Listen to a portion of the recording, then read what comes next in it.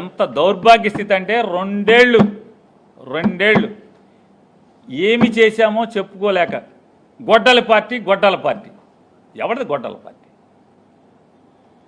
అసలు మాకు సంబంధం లేకుండా నిజంగా మీకు ఎంత అంటే అది తెలుగులో బాగోదు, దాన్ని ఏదో అంటే అంటే ముతకతా మాట్లాడితే బాగోదు, కానీ నిజంగా అంటే పాలిష్డ్గా మాట్లాడితే మీకు నిజంగా నైతికత ఉంటే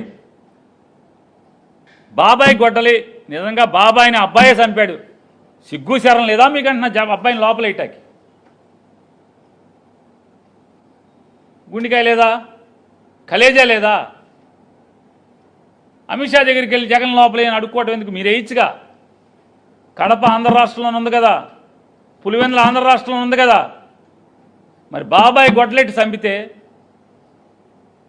బాబాయిని గొడ్లెట్టి అబ్బాయి చంపితే అబ్బాయిని ముతాయిగా చేశారా? 2 ఏళ్ళైంది. మీరు జగన్మోహన్ రెడ్డి గారు మీ ప్రభుత్వం ఉండగా మీరు దాడులు జరిగినాయి జగన్మోహన్ రెడ్డి గారు మీ మీద మీ ప్రభుత్వంలో. దాన్ని గేలిగా చేసి హేళన చేసి అంటే మీడియా చేతిలో ఉంది, సోషల్ మీడియా చేతిలో ఉంది కాబట్టి మీ ఇష్టం, మీరేదంటే అదే, మీరేది చేస్తే అదే ప్రజలు నమ్ముతారని మీరు అనుకుంటున్నారు.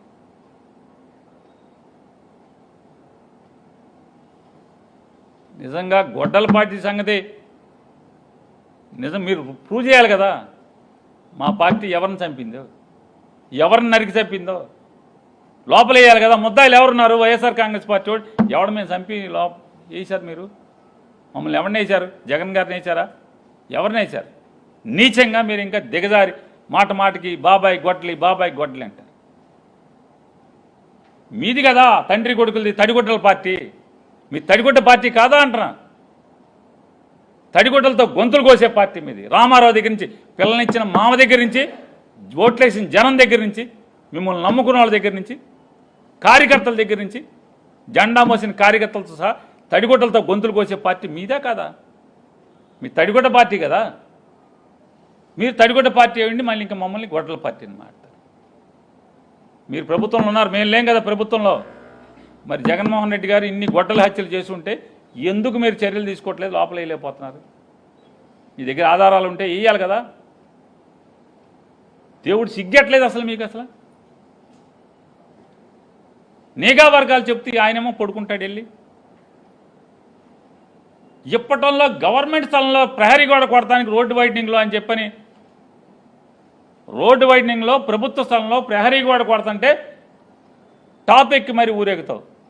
ఏమయ్యా, నీ కోసం 10 ఏళ్ల నుంచి నానా గడ్డి కరిచి చెమటోడ్చి రూపాయి సంపాదించుకున్నటువంటి, నీ కోసం ప్రాణాలు పెట్టినటువంటి జనసేన కార్యకర్త ఇల్లు దుర్మార్గంగా మా ఊళ్ళో మంత్రి కుల రవీంద్ర లంచం ఇవ్వలేదని పడగొడితే రావా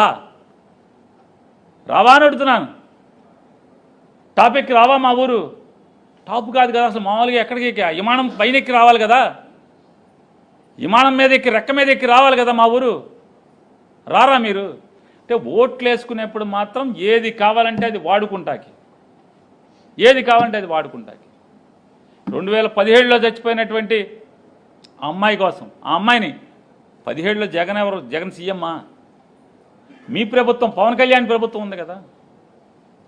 సుగాలి ప్రీతిని ఎంత అడ్డంగా వాడుకున్నావు. సుగాలి ప్రీతి మరణాన్ని ముక్కుపచ్చల ఆరన్నటువంటి లేత పసిప్రాణం హై స్కూల్ చదివేటంటే కనీసం 15 ఏళ్ళు కూడా నిన్నటువంటి అమ్మాయిని చావుని మరణాన్ని నీ ప్రభుత్వంలో జరిగితే దాన్ని జగన్కి ఆపాదించి నీచంగా ప్రచారం చేసి ఇవాళ ఆ అమ్మాయి సుగాలి ప్రీతి నీ కులం ఏంటి, నీ తల్లి అంటే ఆ అమ్మాయి తల్లి కులమేం కావాలి నీకు?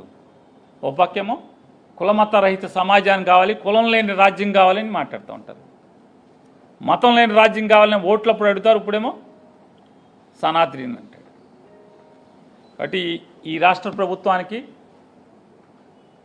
5 ఏళ్ళు 2 ఏళ్లలోనే నిండినటువంటి దౌర్భాగ్య స్థితి వాళ్ళ మనకు కనపడుతుంది. కాకపోతే జనం దౌర్భాగ్య స్థితి ఏంటంటే, దిక్కుమాలిన స్థితి ఏంటంటే ప్రజలందరిది, ఈ ప్రభుత్వం దివాళా తీసినా కూడా 3 ఏళ్ళు మొయ్యాల్సిందే. జనం సొమ్ము వాళ్ళు దోచుకు తింటుంటే సినిమా చూస్తూ ఉండాల్సిన పరిస్థితి రావడం అనేది పగవాడికి కూడా రాని పరిస్థితి అని చెప్తూ ఈ దివాళా కోరు ప్రభుత్వం తక్షణమే రాజీనామా చేసి దిగిపోవాలని చెప్పని డిమాండ్ చేస్తున్నాం.